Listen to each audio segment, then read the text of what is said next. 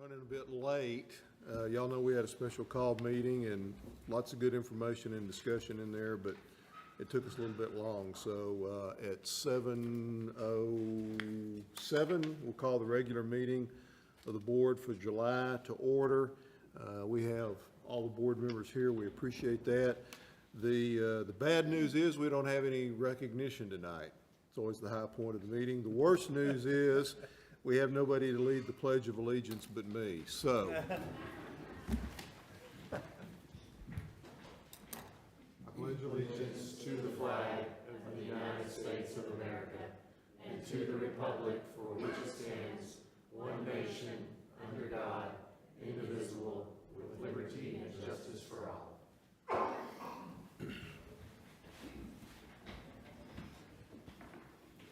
Boy, this feels odd not having recognition.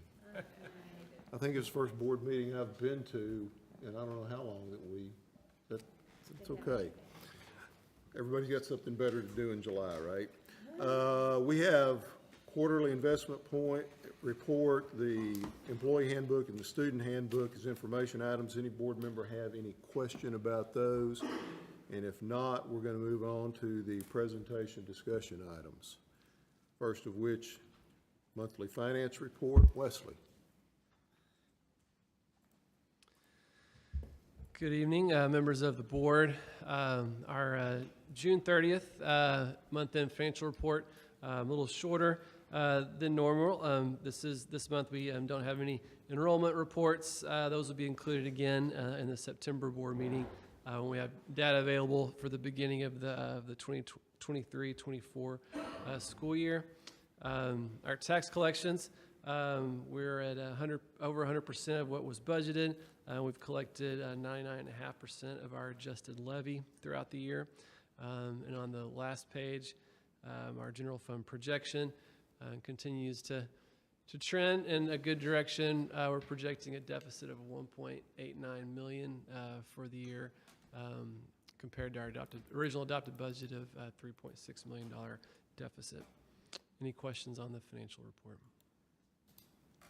You almost cut that in half. It's pretty good.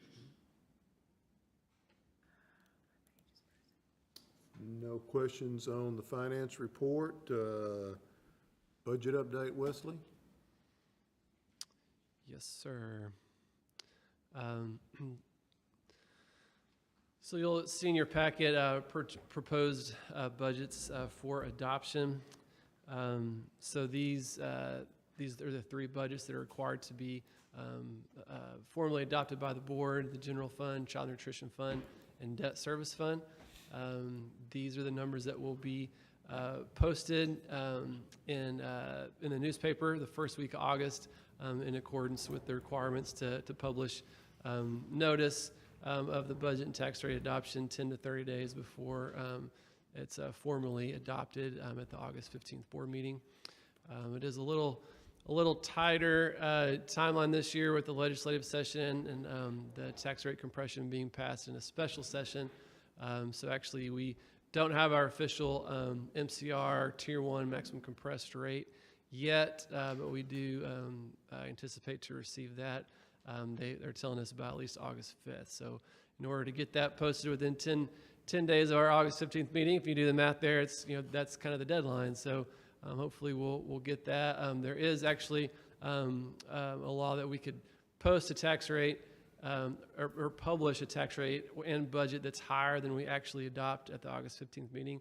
I just can't publish in the paper a budget or tax rate and then come back in August 15th and adopt one that's higher than what's published. So there is a little leeway there, but we do anticipate to receive our certified values July 25th, and then we'll have that data to calculate the MCR based on the new compression percentage that they're reducing the Tier 1 tax rate by 10.7 cents. As you can see, the three budgets there in front of you. The general fund, we're looking at a proposed adopted budgeted deficit of $1.7 million. The child nutrition fund, a deficit of $136,000, and the debt service fund, a surplus of $4.9 million. And that does not take into account any defeasance And so based on our conversation earlier this evening, we kind of know what direction we're going to head with the INS rate. So if we drop it from 27 cents to 24 cents, now that I have that, I can get with Victor and our bond attorney to figure out how much we'll be able to defease next year. Any questions? Before we move off that, Wesley, in addition to that, I do think it's worth reminding that $1.724 million budget deficit that you're protecting for the 23-24 school year assumes an increase to M&O tax rate of 3 pennies. Yes. Which would yield the district roughly $3.75 million. Yes, that's correct. And it would be dependent on voter approval. So should the voters not approve that, our deficit would be 3.724 plus 3.75. Yes. Okay.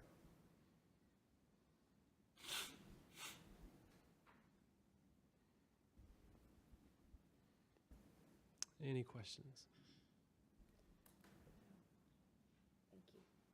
Remind me, Wesley,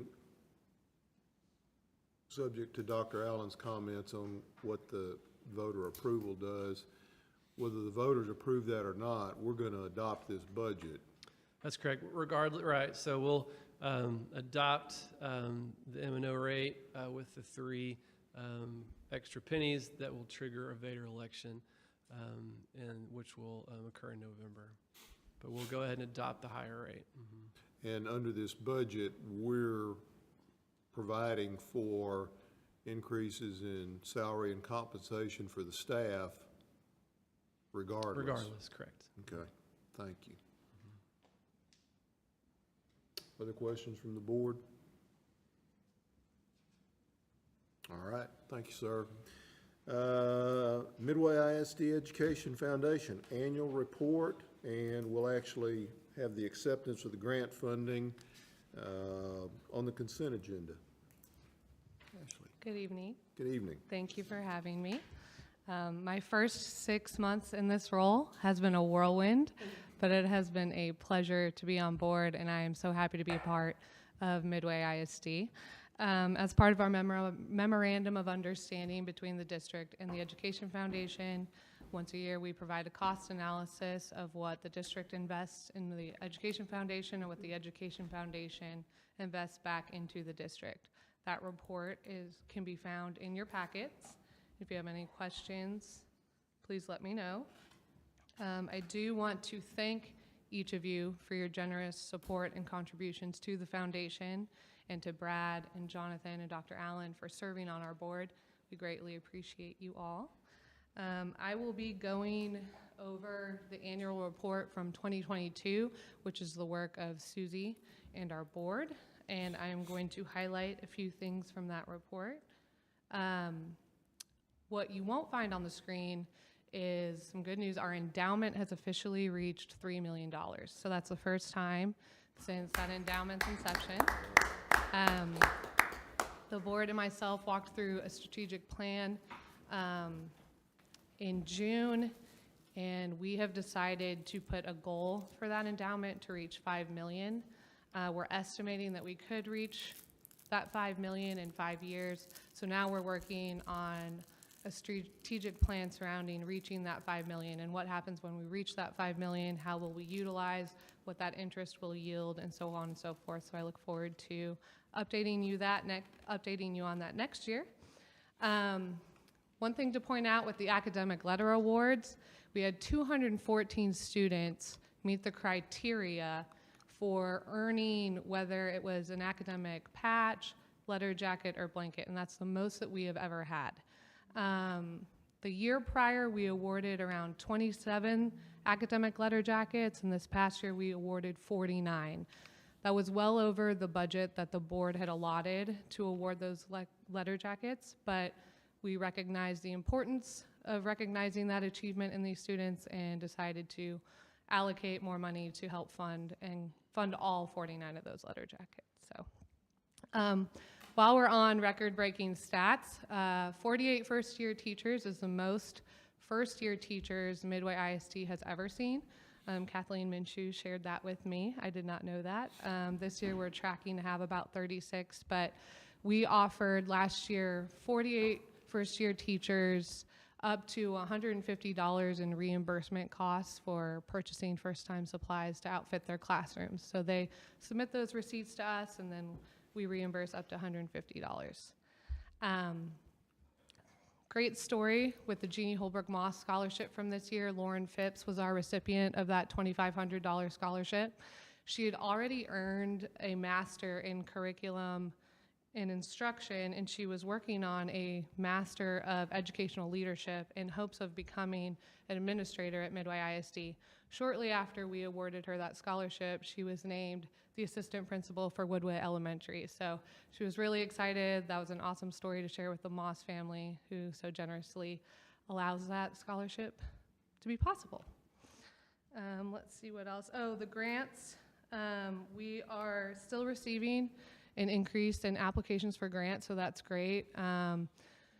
I sat down with our grant committee, and we actually decided that this coming 23-24 school year, instead of awarding the $1,000 for the monthly grant expresses that we award, we hadn't ever increased that in a very long time, so we are actually looking to increase that to be up to $1,500 on a monthly basis that teachers can apply for the 23-24 school year, and then also increasing what we award for grants for great ideas. We typically awarded a bit more for grants for great ideas, so that isn't as important necessarily as the Grant Express number being raised to $1,500. One grant that I'd like to call out that I'm looking forward to seeing implemented in 23-24 school year is a grant that we awarded Erin DeThrow. She applied for a grant for a vision screener that would be used at all elementary campuses to help identify visual impairments in elementary students much earlier on than we typically would. Dr. Green at Green Eye Associates has one in her office. She actually used it on me. It's a super easy screening, so Erin's really excited about that, and Dr. Green was so generous to help fund part of that grant as well. And then Katie Talbert is new to the board, the Midway Education Board this year. She's also our librarian at Chapel Park, and she has put together a quick video about her vending machine, her book vending machine that we awarded her last year, and she has been valuable to me on the board.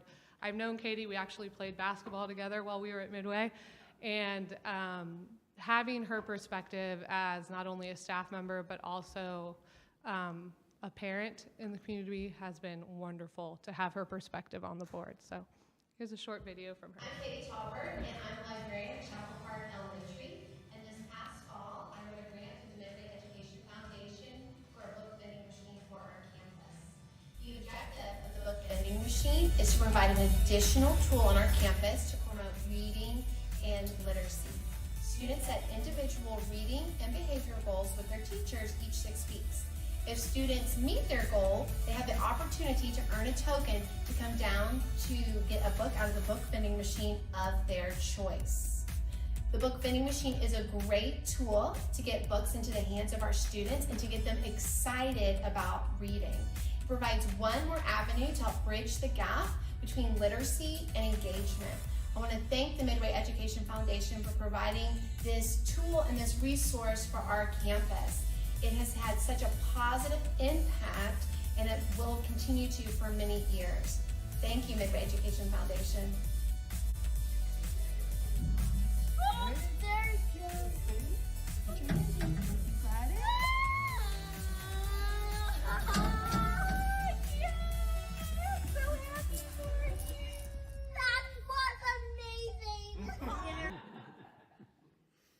And that's all I have for you. Any questions? Questions from the board? I have one, Sure. off topic, but your video prompts it. What year did you graduate, Ashley? 2005. Thank you. Rachel. Yes. You knew why I I asked. did. Quick question. Uh-huh. The financial benefits received, I'm looking at figures that puzzle me a little bit. Do those not take into account donations that have been made for those specific programs? The in-kind donations, Yeah, is that what you're referencing? if I'm reading that correctly, is that right? Yes. Like, I mean, I feel like y'all do so much more for Spirit Midway than just $260? Yes, Rudy's generously donates the meal, as does Shipley's. So yeah, a lot of this does not reflect the in-kind donations. Thank you. Thank you. Use of bond funds for athletic facilities. Mr. Shelton. Good evening. I come here this evening to ask that you consider funding Panther track renovations, or not renovations, but the track rescreening, and then the middle school gym, middle school locker room flooring. So I'll go through the stadium real quick. It was built in 2010. We resurfaced it once in 2017, and resurfacing is not tearing it down to the base. It's just respraying it with some polyurethane, the top coat, and then repainting the lines. And they estimate that that's good about 6 to 8 years. So we're right along that timeline. I wanted to be transparent and show you a couple of pictures of what we have. You can just see that's a runway for high jump where the concrete is showing. And then you see the black line down the center. The black showing is the black mat, the base underneath it. The problem that we would be facing if we kick this down the road a little bit is once that base and the mat starts wearing and water gets into that, now you're looking at a track replacement, not a track resurfacing. And that's obviously way more expensive. Here's a couple of pieces where in the top right picture, I can pull a little bit of the rubber up, and then you can see some holes and the black mat showing through some of the runways there. On this picture here is the actual, the 8-lane track. You see the black mat in lane 1, but in lane 7 here, you can see the white 7 behind it. That was from the previous initial spray in 2010 kind of showing through. So that kind of gives you an idea of what's being worn through. So yeah, there's spots like this throughout the track. Obviously lane 1, lane 2, your higher usage areas are worse, your jumps. But you may recall from the last meeting, we host several track meets, several big track meets that are important to the community. We host a middle school district, we host area, we host a regional state TAPS, 3A, 6A regional track meets. So, we're at the point where, if we want to continue doing things like that and being a viable site for those competitions, that we need to look at the track. I have a price range up here because I've got a few quotes, 165 to 175, which by the way is almost doubled since 2010 or 2017 when we did it. So that just gives you an idea of cost escalation. But it'd be a normal, they'd clean it, paint, tape everything off, protect everything around it, respray it. I've asked them to do a couple of initial different things, spray a little thicker on lanes 1 and 2 because they get so much usage. Maybe that'll extend our life of it a little more. So, again, that extended out another 6 to 7 years, hopefully, maybe a little longer by putting a little more in lane 1 and 2. And then that would, we would tear out the runways for jumps and redo those completely because those are in really poor repair. So, any questions about the track? Brad, when would they do it? It's a great question. I think I would try to get through football season and do it immediately after football. Okay. So November, Thanksgiving, December. January after we We would try to have it done by January. So when we start with track practice, we're ready to go. But get through all the band competitions Right. and football season and take care of it then. So instead of trying to squeeze it in right now. How long does it take to do the process? About 2 weeks. About 2 weeks. I mean, we could squeeze it in now, but we're about to beat it up. Right, the heat's so bad. Yeah, and like I said, those band camp competitions can be rough on it. Football games, obviously, there'll be a lot of wear and tear on it. Maybe it extends it a little longer out if we don't do it right away. So So the fees we collect on facility rentals or whatever, it goes to that just goes in the general general fund, fund. right? Would there be any value in putting that into a maintenance fund? That way we could see the value of those. Yeah, I mean- Of being open with our facilities, and it would be Yeah. available directly for. I think there's a couple of different ways you can do that. You don't necessarily have to deposit that money into a different account. I could always just keep a ledger of that if you just want the data point. If we're trying to get to a certain point where it pays for itself, then it would probably need a separate account. If those fees were paying for this Yeah. kind of regular maintenance. I don't know that, and this is obviously just anecdotally, I don't know that we'll ever recoup that money. And, if we make $10,000 or let's say we make $20,000 in TAPS, which is about what we'll make. 10 of that's going to go to the district. Well, 10 to 12 of that's going to be concession money, which goes to Booster Club. So not all of that feeds into general fund. So, but I mean, yeah, as we talked about last month, we host a ton of stuff.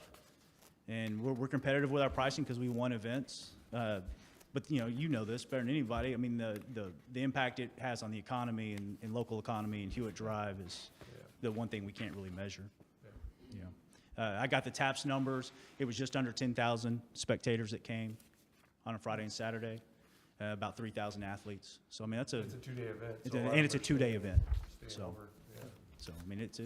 Brad, I- to that, I'm to sorry. that point, I was talking to someone from the Greater Waco, I want to say that wrong every time, Greater Waco Chamber. Mhm.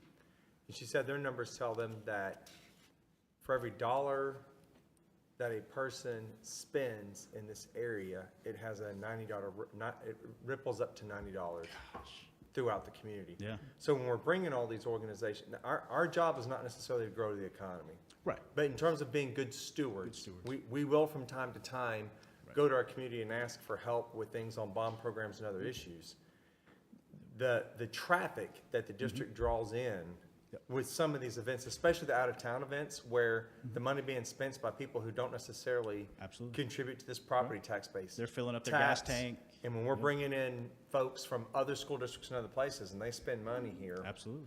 that has a ripple effect across our community. I've said it before. I mean, for me, it's a little more personal than that because we have these relationships with Bush's Chicken and these places on Hewitt Drive and some hotels where it's a very symbiotic relationship. We ask things from them, donations, support, and in return, we host a TAPS track meet, a regional track meet that they can recoup some of that.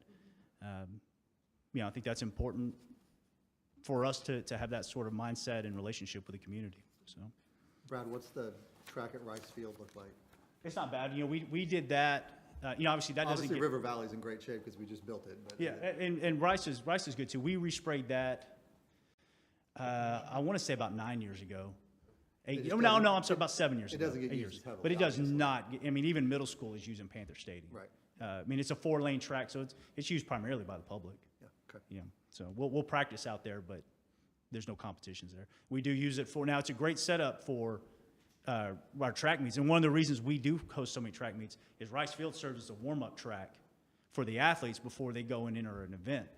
So our track setup is really as good as you could possibly imagine.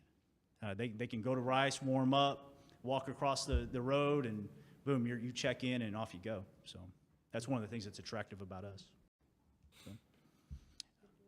Any other questions about the track? Middle school locker rooms. This is the flooring of the locker room. So here's a couple of pictures of top left. That's ceramic tile that hasn't been repaired yet. And now that's obviously, in my opinion, a safety concern. Somebody cut their foot on that. The right is just a carpet square. Some carpet squares that are missing. That entrance, that's the main entrance from the practice fields, the backside of the middle school coming in. And there's the interesting thing. There's probably 5 different varieties of tile in middle school locker rooms. That's not a shower in the bottom two. That's a locker room flooring. There's a smaller version of ceramic tile. That was a patch job we did do there on the bottom left. Got a little damage entering the shower there in that top one. So we have concrete floors. We have concrete with coating. I mean, it's a variety. It's a hodgepodge of flooring. So the price on that, I think it will be a little bit lower. I've got 3 quotes. I'm asking for $95. I think I'll be able to give some of that back. But we do have the lockers to contend with. I mean, there's lockers obviously in every one of those rooms. We'll need those removed, lay the floor, and then reinstall those lockers. And that'll be a different company. And the price on that was about $13. So those are the 2 projects, in my opinion, that we need to fix, and I'd like you to consider addressing. When would this be taking place? We would try to do the middle school now. Like, Yeah, I think we can get that done in about 10 to 11 days. It'll cut close, but I think we can do that. My goal would that we would have that for the kids when they come back. I mean, some of that we've got to do. I mean, we've got to repair some of that busted ceramic. If we're not going to fix it, at least or replace it, we need to fix it. But we'll have that done. And I feel confident. Is this not it? Can this not be taken care of out of the contingency for the project? Could it be? Out of the middle school project? Yeah. Could be. So when it comes out of excess, our proposal will be that we take this out of bond funds that we have. And so whether we, But in that same, it's all the same Same- bucket same of money. pot. Yeah. Yes, sir. There's an action item on this in the consent agenda later, and what we'd be asking is that we take some of the excess bond funds to offset this. And right now, we're running over 400,000 to the good on the middle school. I had a meeting there today, to the good on that project, and we expect to get a little more back. so would you run this, or would we run this ourselves, or are you gonna ask? Ourselves. The GC to run it through there? We would do it ourselves because we can do it quicker and cheaper. Yeah. The tile work, he's already got the quotes on, and we can go quicker and cheaper, and frankly, they got their hands full finishing up what they've got. And then the track surface repair, it's a completely different Totally vendor, different it's a thing. different animal, yeah. Yeah, I get that. This is not something we, trying to phrase my question properly, excuse me. We did so much construction at the middle school, this was not a project on that radar because it had nothing to do with transforming it to a 6-8 campus. So it's a repair upgrade that has come up and we need to get it done, but it wasn't part of Correct. that original plan. It was not considered in the renovation. Even though it may have, should have been, but here we are and Yeah. we've got money and Other questions? I was just gonna add, I know we're really going out of our way to make sure the fine arts facilities at the PAC and the middle school are updated in bathrooms and things, so it's logical to me to say, hey, if there's a couple more things that we need to deal with, let's deal with them, yeah. And That's a the really good tile point. would be very comparable great, yeah, to yeah. that in the fine art, that's been Right. installed in the fine Right. arts. That's an excellent point. Yeah. Yeah. Even they need to be I mean, all of it needs to be painted. I mean, what is the status of all the locker rooms back there? My goal is we would get on, I called Jimmy today actually to talk to him about figuring out painting. That'd probably be a summer project for next year. There used to be a lot of broken lockers, but I think didn't we get those fixed? We've replaced a bunch of the lockers along the way. Now some of them need paint and they need a little TLC, but I mean there's some locker rooms with the old wooden lockers from 1960. I mean it's it's an interesting building. But to your point, there is some painting that needs to be done. I don't know that we can get that done now. I think that would be a summer project for next summer, but it has absolutely been talked about. All right. Cool. Very Thank good. y'all. Thank you, Brad. Thank you. Stay cool. House Bill 3 compliance update and options. Aaron.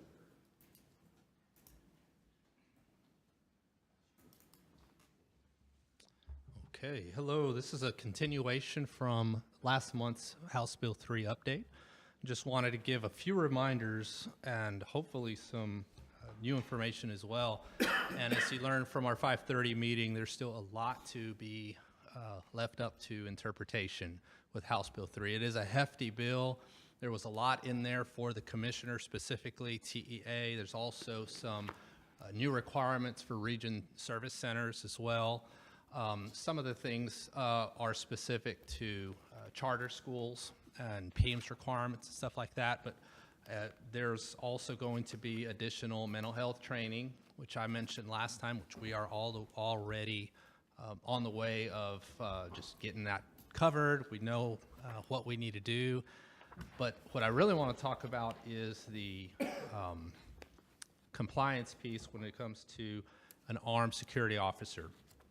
So we talked last month about the need for a good cause exception due to a couple of reasons. The first one was lack of funding. And as you recall, in the June board meeting, we talked about needing about an additional $500,000 if we were to hire an additional 6 SROs. As a reminder, we have currently 6 SROs in the district that we contract with the city of Hewitt and the city of Midway. We did not get enough from the state. The addition for safety and security expenses from the state is going to be $15,000 per campus, and then an additional 28 cents per ADA increase to the school safety allotment. So we are claiming that this is an underfunded mandate. There's also a lack of qualified personnel, which would also be that second reason to have a good cause exception.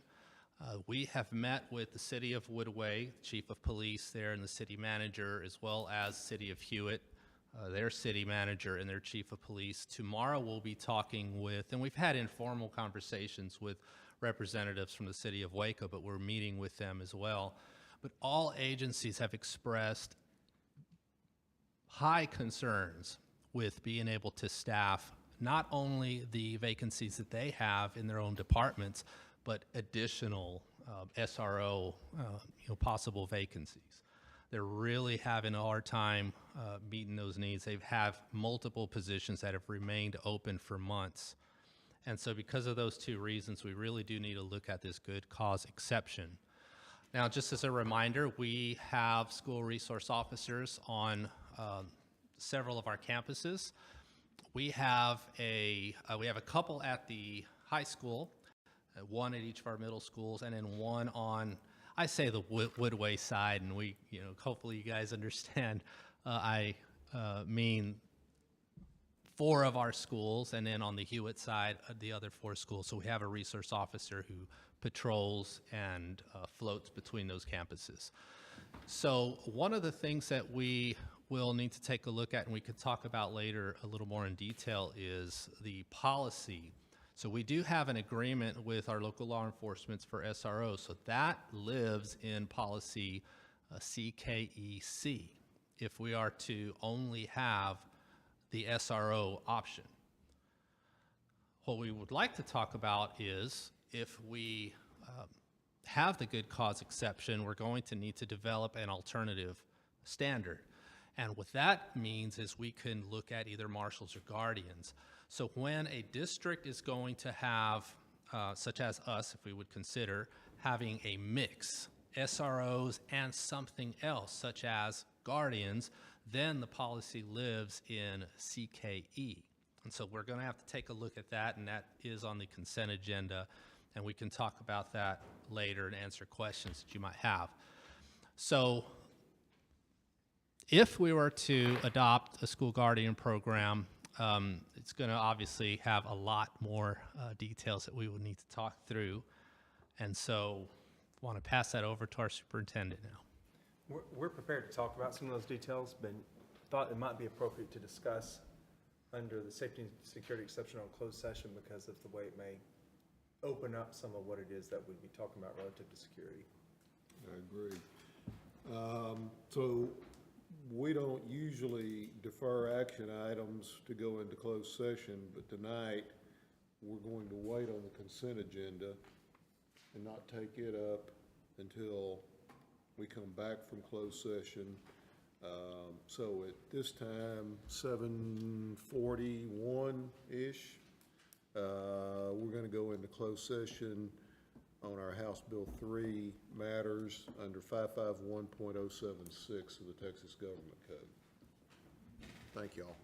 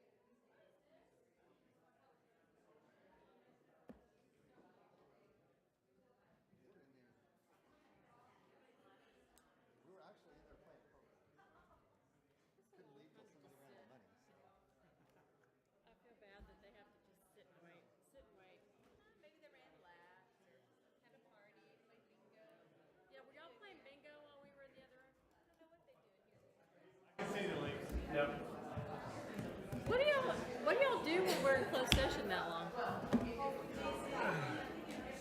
Okay.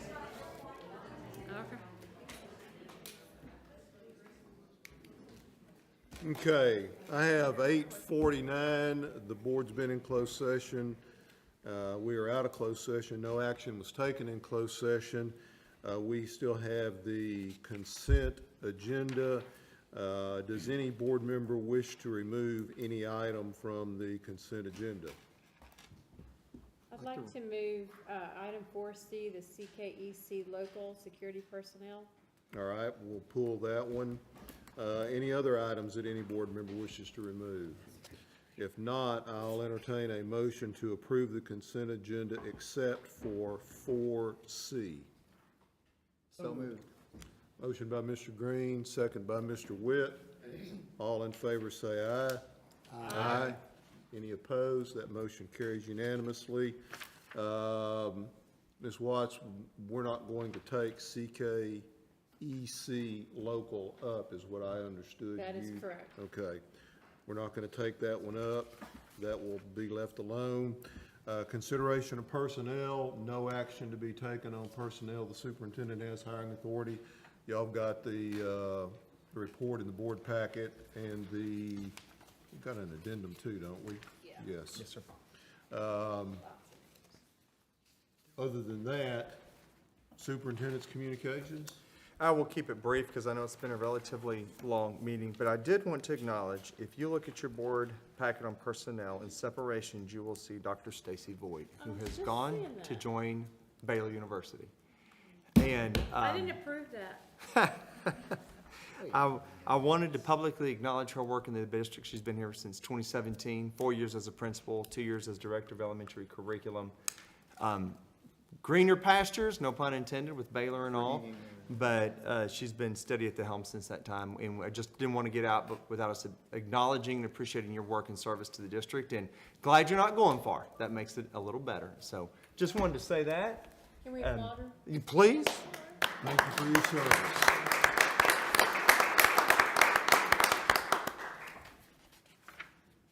That's it? All right. That being so, we are out of agenda items. Thank you all for being here, and we're adjourned.